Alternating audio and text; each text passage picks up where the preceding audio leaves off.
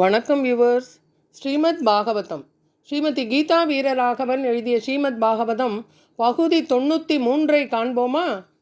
பெண்ணாக பிறந்த புரஞ்சனனிடம் அந்தணர் உரையாடத் தொடங்குகிறார். அந்தணர் வடிவில் வந்த பழைய நண்பரின் தோற்றம் இங்கு மிகவும் முக்கியமானதாகும். பரமாத்மா வடிவில் ஸ்ரீ கிருஷ்ணரே அனைவருக்கும் நண்பராக விளங்குகிறார். ஒவ்வொரு உயிரின் உள்ளத்திலும் பகவான் பரமாத்மாவாக நல்ல நண்பனாக வீற்றிருக்கிறார். இந்த உயிர் வீடு பேறு பெறுவதற்கு தன்னை அடைய வேண்டும் என்பதில் பகவான் ஆர்வமுடையவராக இருக்கின்றார். துன்பங்களை அனுபவிப்பதற்கு உரிய வாய்ப்புகளையும் அவனுக்கு அளிக்கின்றார். எனினும் சந்தர்ப்பம் கிடைக்கும் பொழுதெல்லாம் அந்த உயிருக்கு தன்னிடத்தில் சரணாகதி அடைய வேண்டும் என்பதனை உபதேசிக்கின்றார்.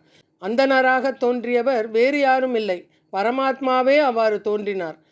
அந்தணர் அந்த பெண்ணிடம், நீ யார்? இங்கு படுத்திருக்கும் மனிதன் யார்? இறந்து கிடப்பதாக இருக்கும் இந்த மனிதனுக்காக நீ அழுகின்றாயே, என்னை யார் என்று உனக்கு தெரியவில்லையா? நான் உனது நிரந்தரமான நண்பன். கடந்த காலத்தில் பலமுறை நீ என்னை கலந்து ஆலோசித்திருக்கின்றாய். என்னை நினைவுபடுத்திப்பார் என்று கூறுகின்றார். உயிர் நண்பனாக இருந்த என்னை உனக்கு நினைவில்லையா? பல முறை சொல்லியும் கேட்காமல் எனது துணையை பிரிந்து இன்பங்களை அனுபவிக்கும் நிலையை ஏற்றுக்கொண்டாய்.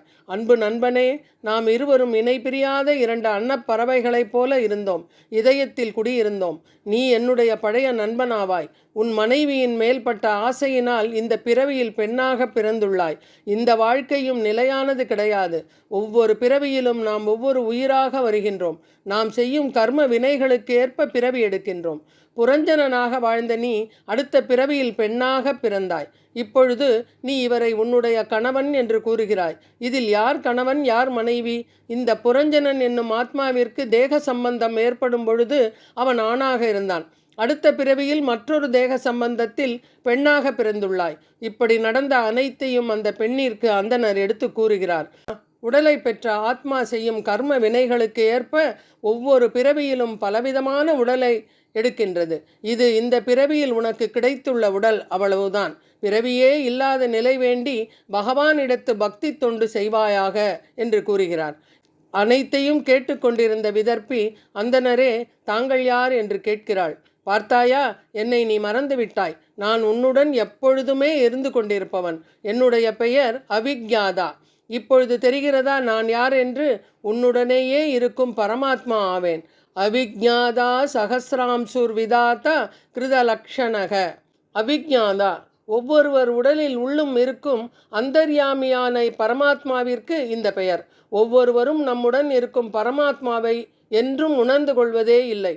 உந்தனோடு உறவேல் நமக்கு இங்கு ஒழிக்க ஒழியாது ஆண்டாள் நாச்சியார் பாடவில்லையா? மனைவி, குழந்தை, குடும்பம் என்று அனைவரும் நம்மை விட்டுவிட்டு சென்று விடுவர். ஆனால் எப்பொழுதுமே நம்முடனே இருந்து நமக்கு வழிகாட்டுவது பரமாத்மாவே ஆவார். இந்த ஆத்மாவானது பரமாத்மாவிற்கு என்றும் சேஷபூதன். இதை விதர்ப்பிக்கு பரமாத்மா எடுத்து கூறுகிறார். தேகத்தின் மீதுள்ள பற்றினை விட்டுவிட்டு பகவானை சரணடைவாயாக என்று கூறுகிறார். நாரத மகரிஷி இந்த கதை அனைத்தையும் பிராசீன பர்ஹிஷுக்கு எடுத்து கூறுகிறார். இதை கேட்ட மன்னனின் நிலை என்ன? இதனை பாகவதம் பகுதி 94 காண்போமா? நன்றி, வணக்கம்.